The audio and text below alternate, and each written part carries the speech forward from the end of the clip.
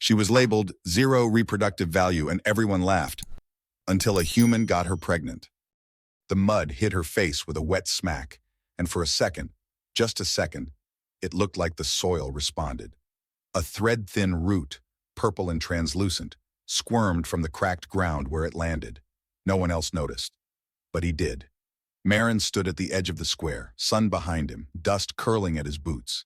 No greetings, no handshakes, just stares, measured, amused, dismissive. His arrival was not a surprise. They'd been warned. They always warned about men like him. Exiles with degrees in defiance. A woman scoffed as she passed. Another central scrap, he'll be gone before frost. He didn't answer. He didn't have to. His punishment was stamped on his back in the form of this remote assignment. No appeal, no trial, just a slow, quiet erasure. 1 minute he was Dr. William Willie Marin, lead xenobotanist at Arc Station 12. The next, he was a man stripped of rank for refusing to weaponize root sleep toxins on sentient crop species. Not enough to jail, too much to forgive.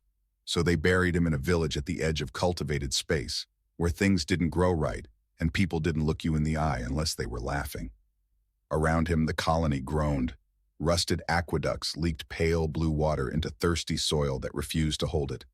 The plum-colored crops, their stalks tall, waxy, and almost fleshy, twitched faintly in the wind, as if listening, as if waiting. Their root systems, he'd been told, grew horizontally and shallow, a weakness the elders blamed on bad seed and useless hands. Most of the blame fell on her, the girl they called Dry. She knelt beside the far greenhouse, alone, hands deep in the dirt. Her skin shimmered a muted green, sun-dappled, and her hair fell in a long red curtain over one shoulder. Not styled, just pulled back out of the way. She wore the same rough-stitched tunic as everyone else, but hers was stained with soil and time.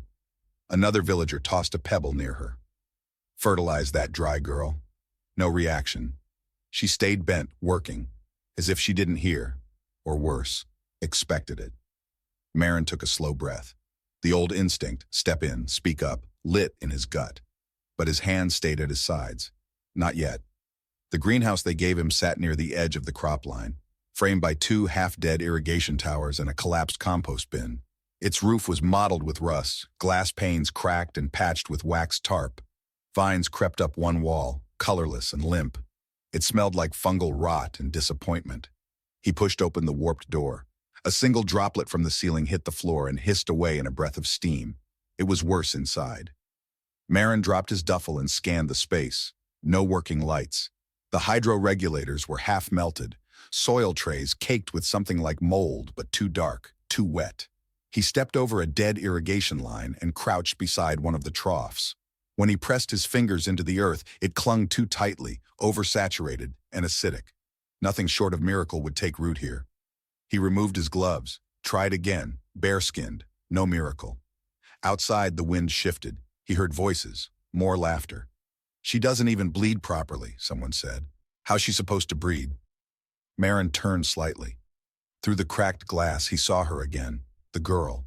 She was carrying a flat of seedlings, not looking at anyone, not walking fast enough to avoid them. A tall man stepped into her path. You know the elders already called you barren, don't you? Even your saplings die faster. She froze, tray tight in her hands. Marin felt his jaw clench. His hand hovered near the door latch. One word, and he'd be in it. One step, and he'd be exiled from exile. But she moved first, quietly stepped around the man, never meeting his eyes. He let the latch go. That night, he set his cot outside the greenhouse. There was no way he was sleeping in that mildew chamber. Stars rolled above like scattered ice. The silence here had weight, not peaceful, not lonely, just intentional. He didn't unpack the heat stone. The next morning, someone had been inside, not looting, altering. A single tray near the center had been emptied, then filled with a different soil. Darker, looser. The rows were drawn tight, finger-width channels etched with precision. No note, no boot prints. He crouched beside it and touched the top layer, still slightly warm. Not the village's work, her work. He glanced through the cracked panel and saw her near the compost heap, coaxing moisture from a leaf bundle with practiced rhythmic movements. She never looked his way. The air buzzed faintly with static. One of the upper vents sparked, then died with a low whine. That afternoon she came closer, Not into the greenhouse, just near it. She set something at the threshold, a cloth-wrapped bundle, and walked away. Maren waited until she was gone to open it. Inside, 6 seeds, black, smooth. Unlike any he'd cataloged, they smelled faintly of ozone and pine resin. He looked out across the field. She was gone again. But something in the gesture had shifted the air between them. Later, he heard footsteps near the greenhouse. 2 villagers muttering, "Swear if he tries her methods." Already saw mold regrowing. Elder says it's sabotage. Maybe time we burned that place out for good. They didn't see him inside. Didn't knock. Just walked away into the dusk, voices fading. Maren stood still for a long moment, the cloth bundle in one hand, the seeds in the other. Then he walked to the center tray she'd prepared and planted 2, exactly where her lines were drawn. If they came to burn it, they'd find something already beginning to grow. He didn't expect them to bloom, but neither did he expect her to care. She had. And now, so did he. The greenhouse smelled like old earth and quiet defiance. Willie crouched beside the seed tray just after dawn. Frost had kissed the topsoil overnight, leaving behind a fragile crust that cracked beneath his touch. He brushed the surface aside, careful, slow. The seeds were still there, 3 black stones wrapped in folded leaves, resting in shallow beds of aerated moss. But the soil had been disturbed, not by wind, not by vermin. Someone had touched them. He stood and scanned the interior. No footprints, no displaced tools. Just that unmistakable stillness, like the air itself had been asked to keep a secret. He didn't smile, but he breathed out, once, long and low. She'd come back. Outside, the fields whispered. Plum stalks shimmered faintly in the early light, their long, bulbous leaves shifting with the morning's first breath of wind. The roots ran shallow here, starved of depth and warmth. Genetically modified for fast yields, the kind Central favored. But they clung to life with a kind of stubbornness that reminded him of her. Ayla. He hadn't heard anyone say her full name aloud. They all called her Dry Girl, as if that defined her.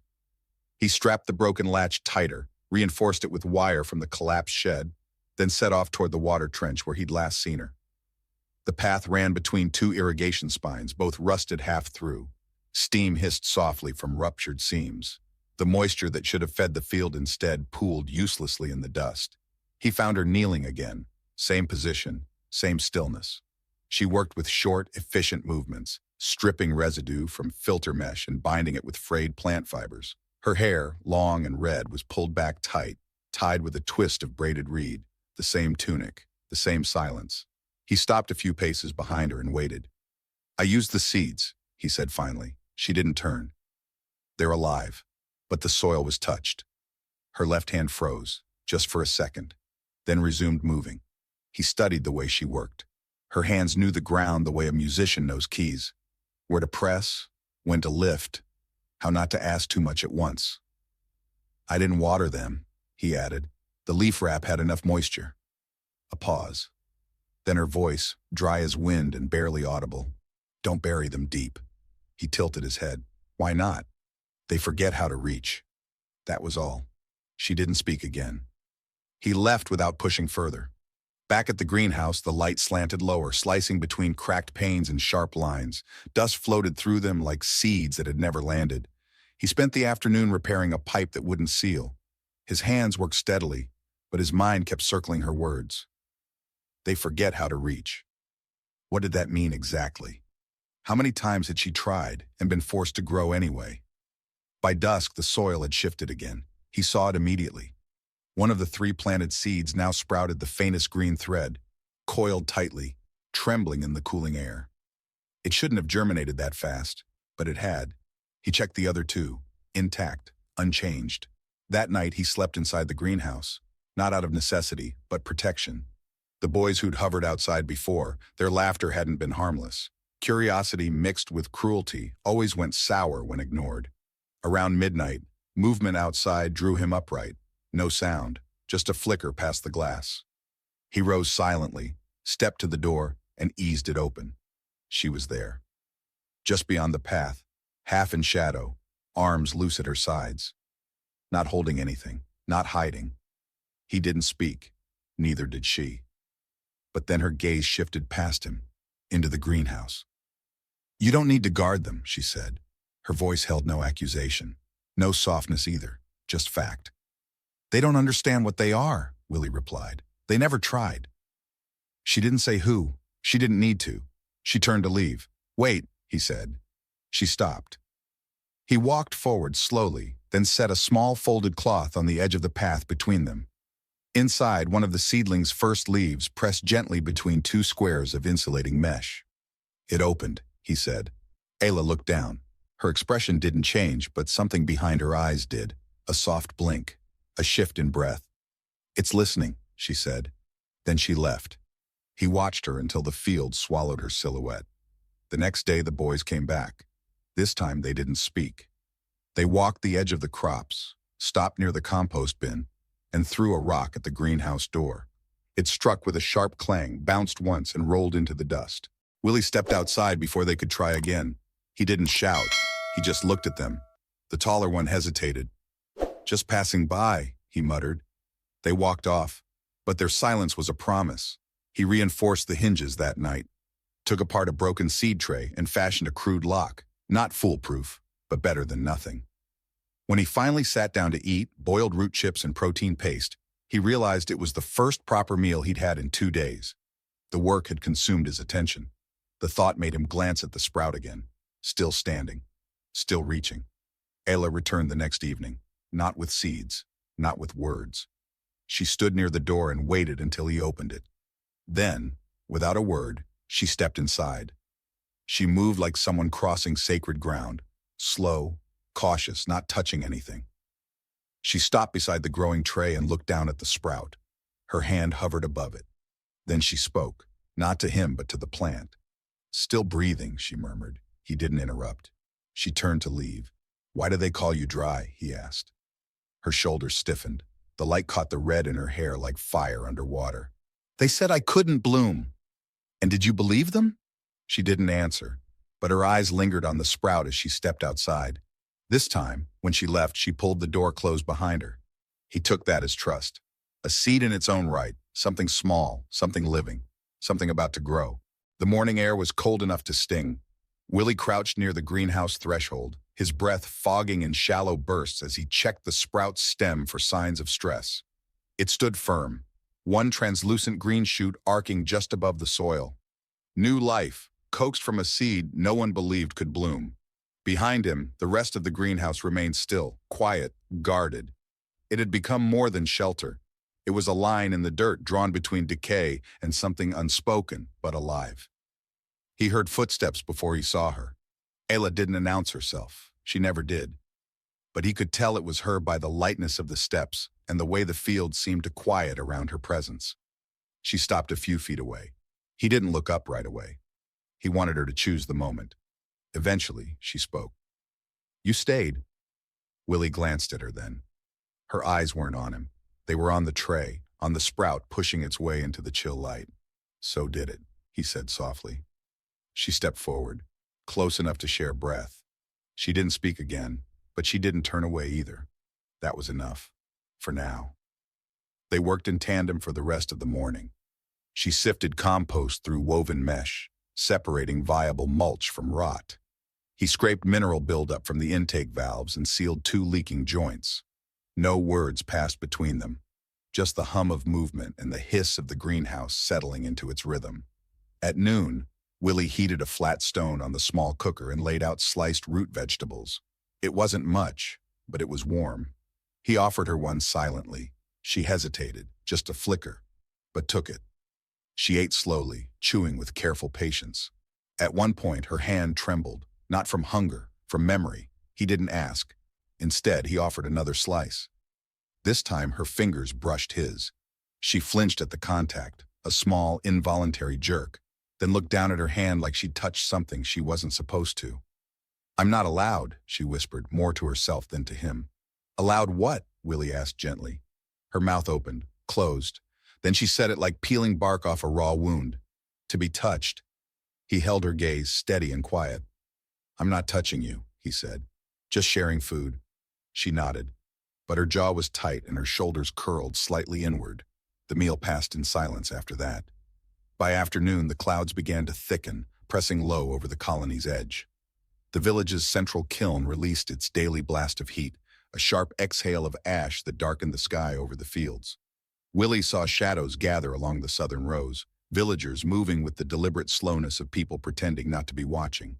Two men lingered longer than the others, eyes fixed on the greenhouse. Willie closed the door, not abruptly, just firmly enough to make a point. Ayla noticed. "They don't like it," she said, her voice unreadable. "They don't have to," Willie replied. "They think I'm dangerous." He raised an eyebrow. "You?" She gestured toward the tray. "Things grow around me that shouldn't. Maybe they should." A pause. Then quieter. "They think you're too close. I'm not here to please them." Her expression changed, barely. The muscles around her mouth softened, and her eyes dropped for a second. "They might come tonight." Willie's tone didn't shift. "Let them." That night he locked the door. He didn't sleep. Instead, he sat near the seed tray, a heating stone warming his knees, his thoughts steady and alert. Just after midnight, he heard movement, not footsteps, breathing. A presence just outside the greenhouse wall. Then, a voice, low, mocking. "Got your mold lover sleeping in there?" Willie didn't move. A second voice joined. Heard she cursed the yield down at third plot. "Elders are talking." Willie stood slowly and crossed to the door. He didn't open it, but he didn't stay silent. "Say it louder," he said. "See who else hears you." Silence. Then retreating steps. When dawn came, the greenhouse was untouched, but someone had left a pile of scorched leaves near the entrance, subtle but clear. A warning or a threat. Ella returned just after sunrise. She didn't look at the burnt leaves. She didn't comment on the smell of char. Instead, she walked to the tray, knelt beside the sprout, and rested her hand just above the soil. Then softly she said, "They're afraid of what I might become." Willie looked at her, then at the fragile green curl emerging from the ground. "No," he said. "They're afraid because they already know." She turned to him, and for the first time didn't look away. Her eyes shimmered with something unspoken, hope, maybe, or the fragile beginnings of it. She stayed with him the rest of the day. They worked in silence, not because they had nothing to say, but because they didn't need to fill the space anymore.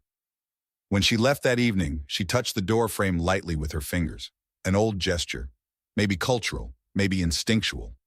And Willie, watching her disappear into the field, realized something had changed, not her, not yet, but him.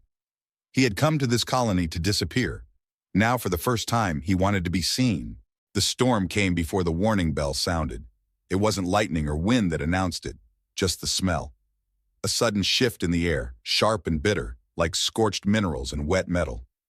Willie caught it as he was clearing algae from the irrigation tubes, the scent pulling his head up mid-motion. A second later, the greenhouse creaked under pressure, then groaned as if something vast had just exhaled overhead. He looked up through the fractured glass ceiling. The sky was no longer gray.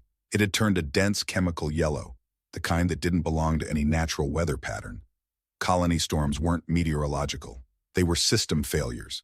Atmospheric control faltering under pressure, dumping half-treated water vapor and static discharge across kilometers. The village kiln, if overfired, could trigger a chain reaction in the artificial climate system. This wasn't just bad luck, this was negligence, and it was coming fast. Willie dropped the tools and started sealing the greenhouse's makeshift hatches. They weren't designed for containment, but he layered tarp over the worst cracks, twisted wire through every latch, and used compost bins as deadweight to brace the inner door. He'd just secured the main seam when he heard her, a cough, sharp, dry, from outside. He turned, heart lurching. Ayla stood just beyond the greenhouse. Her clothes were soaked, skin streaked with dust and acid-smudged water. She held one arm close to her body, hurt maybe, but her eyes were focused on him. She hadn't come for shelter. She hadn't expected it. She'd come to check the sprout. "Get in," he said, stepping toward the door. She didn't move. "I said get inside." Still, she hesitated. Then another cough racked her, worse this time. She staggered slightly. That broke him. Willie crossed the threshold, grabbed her gently by the arm, and pulled her in. Her skin was cold, wet cloth clinging to her back, her hair heavy with chemical rain. She stumbled, but he caught her before she hit the floor. She didn't resist.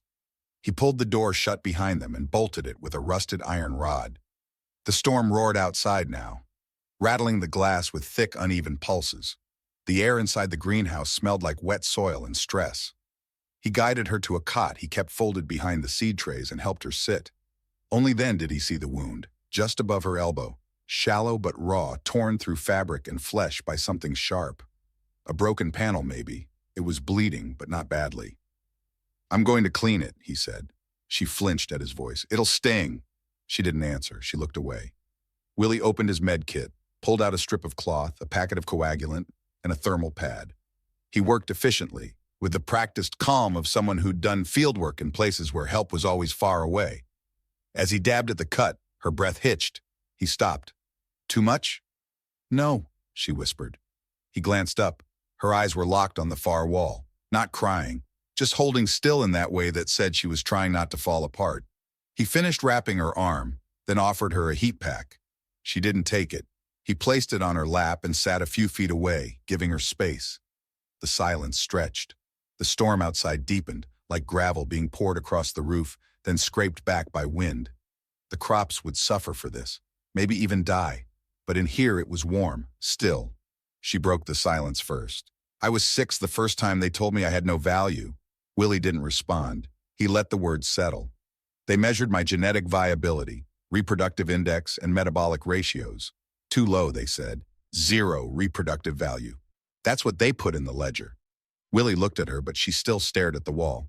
"They stopped assigning me group tasks. Said I'd distract the others. The other girls were allowed to braid their hair with gold grass. I wasn't. It wasn't worth the dye." He didn't offer comfort, just listened. "I used to sing to the soil," she said, voice thinner now. "They thought it was madness, but the plants listened. Not all of them, not always, but sometimes. The soil remembers softness." She finally looked at him. "I forgot how that felt. Until you." Willie blinked. The air inside the greenhouse felt suddenly smaller. "I'm not here to fix you," he said carefully. "I came here broken. I know. But I'll protect what grows," he added, his voice firmer, "even if it starts in silence." She nodded. Then slowly, she reached out. Her fingers hovered above his for a breath, unsure, shaking, then rested there. A fragile contact, nothing more. But he didn't move. And when her hand trembled, he gently covered it with his own. That night, the storm peeled at the roof, tore at the frame. Inside, they sat side by side on the cot, hands touching, sharing warmth in a space meant only for decay. But something was growing here now, and neither of them wanted to leave. The greenhouse had never felt this still. The air inside held its breath, thick with the scent of root sap, moss, and something older, something settling. Outside, wind moved across the distant plum fields, but in here it was warm, heavy, almost sacred. The sprout in the center tray had opened its second leaf, broad and full, catching condensation as it dripped from the patched roof above. Willie watched the bead of moisture collect, tremble, then fall, absorbed instantly into the living green. He looked up. Ayla stood near the irrigation valve, her fingers trailing along the pipe like she was listening through her skin. She didn't speak. She rarely did unless it mattered. Her hair was tied back with reed string, her tunic stained from hours spent bent over soil, and her eyes held the quiet calculation of someone who'd grown used to surviving unnoticed. But now, she was being noticed. Willie returned to clearing sediment from the compost hatch, but his attention never strayed far from her. Since the storm, she'd returned every day, not as a visitor, as something closer. She'd started tending her own row, leaving small markers in the soil, 3 pebbles lined to the left, a slice of dried leaf embedded at the end of each trench. She didn't explain the meaning. She didn't have to. The plants responded, and so did he. They worked until mid-afternoon without saying a word, just the quiet clatter of tools and the rush of water filtering through recycled piping. It was a rhythm, and it held. At some point, she stood beside him with a bowl of steamed root slices. She'd prepared them using heat stone and salt water from the filter unit. When he took the bowl from her hands, her fingers brushed his. She didn't flinch. He looked up. Neither of them smiled, but something shifted. Later, while inspecting the seed trays, she crouched beside the circular vine they'd replanted 2 days ago. The plant had begun winding again, tendrils curling back on themselves. "It's choking itself," she murmured. "Still afraid of space," Willie replied. She nodded. "Or still remembering where it's been." He moved to her side and gently unwound a few coils, pressing the tendrils outward into fresh moss. She watched his hands closely, then touched the root base herself. Her fingers moved beside his, deliberate, calm. They stayed like that, kneeling in the dirt, hands brushing occasionally, not speaking. Eventually, she broke the silence. "I wanted to teach soil," she said, "before they labeled me." He paused. "You still do." "I lost the right. My body was declared non-viable, unfit for instruction, for reproduction, for partnership." "You didn't lose anything," he said. "They took it." She studied him. "Why are you still here?" "Because I finally found something worth planting." Ayla didn't move at first. Then slowly, carefully, she stood. "I won't be touched unless I choose it," she said. "You don't owe me anything," he answered. "I know." She stepped toward him, close. He stood as well, their faces inches apart. Her breathing had quickened, but not from fear. Her gaze didn't waver. "If I ask you," she said, "would you treat me like I'm not broken?" He reached out, fingertips brushing her jaw. "Not claiming, not demanding. Only if you ask." "I'm asking." That night, the greenhouse turned into something more than a refuge. They lay on a pallet made from bundled cloth and layered moss, the glow of the bioluminescent leaves casting soft green light across the curved glass walls. Outside, the wind hummed across the irrigation grid, the world unchanged. But inside, here, something rare unfolded. Ayla moved first, slowly, intentionally. Her hand rested on Willie's chest, tentative at first, like she was waiting for resistance. But none came. He remained still, his breath steady beneath her palm, warmth radiating upward into her fingers. She leaned in, brushing her lips against his shoulder. It wasn't a kiss, not yet. It was something older, something more primal, recognition. Her breath hitched, caught halfway between fear and hunger, then steadied. She lifted her head to meet his eyes. He saw the questions there, the tension, the doubt, but also the flicker of something bolder, desire, permission, wonder. He didn't reach for her. He didn't have to. She climbed into his lap, slow and deliberate, her knees straddling either side of his legs. The movement wasn't rushed or rehearsed. It was full of curiosity, the kind that's only possible when there's trust underneath it. Willie inhaled sharply, not from surprise but from the quiet intensity of her weight settling onto him. Her hands pressed against his shoulders, then slid up to cup his face, thumbs grazing the line of his cheekbones. Her fingers weren't practiced. They were exploring. She was learning him by touch. "You're not afraid," she whispered. "I've been waiting," he said, voice low, hushed like soil being turned at dawn. She tilted her head, her red hair falling in a curtain between them. "So have I." Their lips met, not desperate, not frantic, but deep.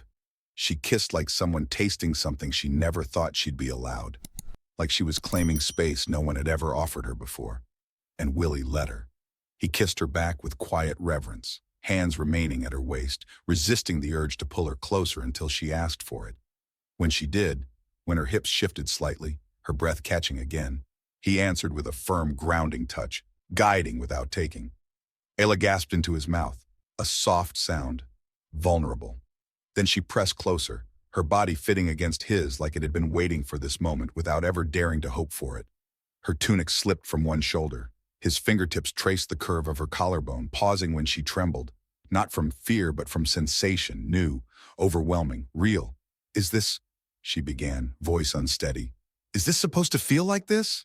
He searched her face, making sure, always making sure. "Only if it does." She laughed softly, a raw, almost startled sound. "I feel everything." "Good," he murmured. "Don't stop." She didn't. She leaned forward, her forehead resting briefly against his, grounding herself before she reached between them, guiding him where her body had only ever been told it would be barren. She moved with care, slow, adjusting, breath shallow, as her hips sank down, inch by inch, until he was inside her. And then she froze, not in pain, in awe. Her fingers tightened on his shoulders, and she let out a sound he'd never heard before. A low, astonished moan, deep and quiet and filled with something she had no words for yet. Willie's hands gripped her hips gently, anchoring her, giving her time. "You're okay," he whispered. "I'm more than okay." She started to move, cautious at first, feeling every inch, exploring the rhythm like a dance she was inventing for the first time. Her eyes fluttered closed as sensation built, and when she found the pace that matched her breath, she stayed there, riding him with a grace that was unrefined but entirely hers. She made sounds she didn't try to hide, small, breathy gasps that deepened into soft moans, and when she leaned forward, bracing her hands on either side of his head, she let her forehead rest against his as she lost herself in the sensation of being filled, being held, being seen. Her voice came in a whisper, shaky and disbelieving. "I didn't know I could feel like this." Willie kissed her jaw, her neck, the hollow between her collarbones. "You were never the problem," he murmured. She gasped, her hips moving faster now, driven by a need neither of them could name yet. She rode him with abandon, with wonder, with the kind of desperate joy that only someone who thought they'd never be wanted could feel. And when release came, it came like spring breaking through ice. Sudden, unstoppable, raw. She cried out, voice cracking with pleasure and something deeper. Release, arrival, rebirth. He followed her seconds later, holding her tightly, not to possess, but to share in it. Afterward, she collapsed against his chest, skin damp, breath uneven. Neither spoke. The silence between them wasn't empty. It was full. Of what they'd done, of what it meant, of what it had changed. When she finally spoke, it was a whisper pressed into his collarbone. "You were the first." He tightened his arms around her. "I'll be the last." She smiled, soft, tired, real. And for the first time in her life, she fell asleep in someone's arms without fear. The change didn't come all at once. It began as a whisper in her body, just a flicker, like a breath caught in the hollow beneath her ribs. Ayla had spent her life studying the soil, learning how to sense when something was shifting, even if it hadn't yet broken the surface. This felt the same. A warmth where there had only ever been cold, a fullness she had no memory of carrying. 3 mornings had passed since the night they had shared. Since she'd guided him into the space, no one had ever been allowed to enter, not even in dreams. And now, something lived inside her. Not metaphor, not symbol, life. She stood barefoot in the greenhouse, moss soft beneath her feet, her hand resting over the curve of her belly. The sky beyond the glass was streaked with silver light. The early sun filtered through mist. Willie hadn't woken yet. He lay curled under the thermal blanket in the corner where the roots hung low. His breathing was steady, his presence anchoring. Ayla took one slow breath, then another. Her heart pounded so hard she could feel it in her throat. She didn't know what to call this fluttering sensation beneath her navel. It wasn't movement, not yet, but it was presence, a pressure, a warmth. She sank down onto her knees beside the tray where they had planted the first sprout together. It had bloomed 2 days ago, unexpected, bold, its violet petals soft as breath. She'd watched it open slowly, like it had been waiting for her. So had this. She closed her eyes, pressed both hands flat against her abdomen. It was absurd, biologically dismissed, declared impossible by her people before she was old enough to speak. Her reproductive markers had been labeled null. Medical documentation had been sealed with the phrase, 0 reproductive value. So why then did her body feel like this? Why did the thought of it make her tremble, not from fear, but something close to awe? A sudden motion behind her, then the soft thud of bare feet on stone. She turned. Willie stood in the doorway of the sleeping alcove, rubbing his eyes, blinking into the morning light. He looked rumpled, peaceful, and then his expression changed. He saw her, the way she knelt, the way her hands gripped her belly like they were holding back the world. He was at her side in 3 steps. "What's wrong?" he asked, kneeling beside her. "Are you hurt?" She shook her head, but her throat was tight. I don't know how to say this." Willie waited. He never rushed her. She looked at him, really looked, and then reached for his hand. She pressed it against her stomach. Not hard, just enough to share what she was feeling. "It's there," she whispered. He didn't move, not for a long moment. Then slowly he looked up at her. "Are you saying—" Her breath shuddered out of her. "I think I'm pregnant." Willie's eyes widened, but not in panic, not in disbelief, just wonder. He pressed his hand flatter against her belly, fingers splayed like he was holding something sacred. "But they said—" "I know what they said," she whispered. "But they were wrong." She was shaking now, not from cold, from something too big to name. "This isn't supposed to happen," she said, voice cracking. "They'll think it's a mutation, an accident, a mistake. It's none of those things. Her hands trembled in her lap. What if they tried to take it? He took her face in both hands, gently tilting her gaze to his. Then they'll have to go through me. Her lower lip quivered. She closed her eyes. I'm scared, she admitted. So am I, he said, but not of you, never of you. She exhaled, and in that breath was a surrender. Not to fear, but to truth, to possibility. Willie pulled her into his arms, and she let herself be held. For a long time, they just sat there on the floor, knees against moss, breath sinking, hands tangled. I didn't think this was possible, she whispered into his chest. Neither did I. And yet here you are. Later that morning, the greenhouse became a flurry of movement. Willie reinforced the shade covers, checked the heating vents, and adjusted the nutrient lines. Ayla moved slower than usual, her mind elsewhere, hands trailing across seedlings like she was listening for the heartbeat of something invisible. The rumors started that afternoon. It was a boy from the outer fields who saw them first, Willie brushing soil from Ayla's knees, Ayla holding his hand a beat too long, both of them smiling. He ran back to the village, whispering the same words that would spread in hours. She's carrying something.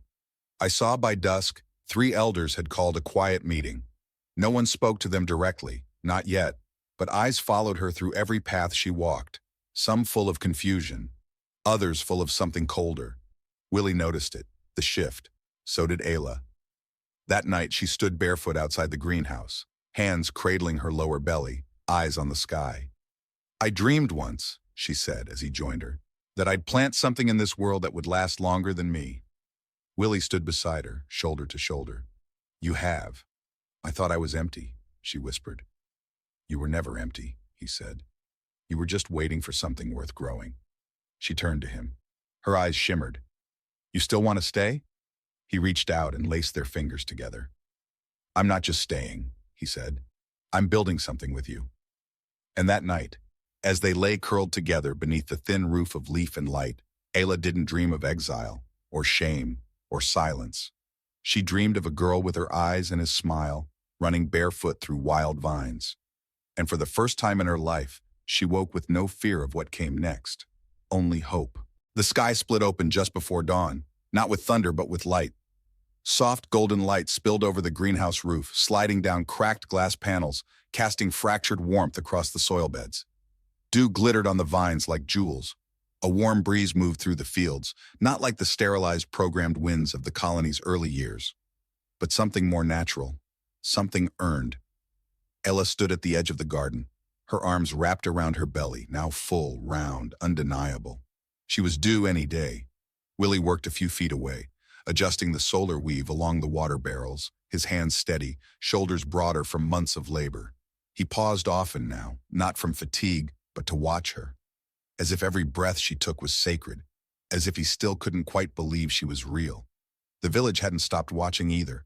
At first, they had stared with disbelief, then with judgment, but lately, with wonder. No one had tried to interfere, not openly. The whispers had quieted. Even the most rigid among the elders had stopped trying to call her pregnancy unnatural, because no one could explain it, and no one could deny what was happening. Around the greenhouse, crops had begun to flourish in impossible ways. Species thought barren now bore fruit. Roots ran deeper, leaves held color longer. Where she walked, things bloomed. No one knew why, but everyone knew when it had started. That morning, she turned toward Willie and smiled, soft, exhausted, but genuine. I think it's time. He dropped the wrench in his hand. What? She raised her eyebrows, amused. I said, I heard you, he said, already crossing the garden to her. Are you sure? I've been sure for 3 days, she said. I just didn't want to admit it. He took her hand. Now? Now. They made it into the greenhouse before the first wave hit her. She gripped the edge of the compost bin, breath hissing between her teeth. Willie guided her to the pallet he'd layered with fresh moss and warmed cloth. He helped her lower herself down gently, brushing damp hair from her forehead. I'm here, he said. I know. The labor was long. It came in waves, pressure, release, silence, then fire again. Ayla bore it without screaming. Her pain wasn't quiet, but it was dignified. She breathed through clenched teeth, one hand gripping the woven roots beneath her, the other clinging to Willie's wrist like it was the only tether left in the world. He didn't leave her, not for water, not for rest. He sat beside her through every contraction, whispering when she let him, holding her when the shakes came. At one point, she broke, tears sliding down her cheeks, her voice cracking. "I can't do this." "You already are," he said. "You've done everything they said you never could. This is just the last lie falling apart." She sobbed then, but not in surrender, in release. And when the final push came, she gritted her teeth, arched forward, and let the cry tear through her chest like roots breaking stone. Then, silence. Then, a single high-pitched wail. Willie caught the child in his hands, stunned, slimy, perfect, red-cheeked and alive. "It's a girl," he whispered.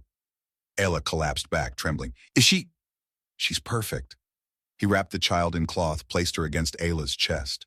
The moment their skin touched, the baby quieted.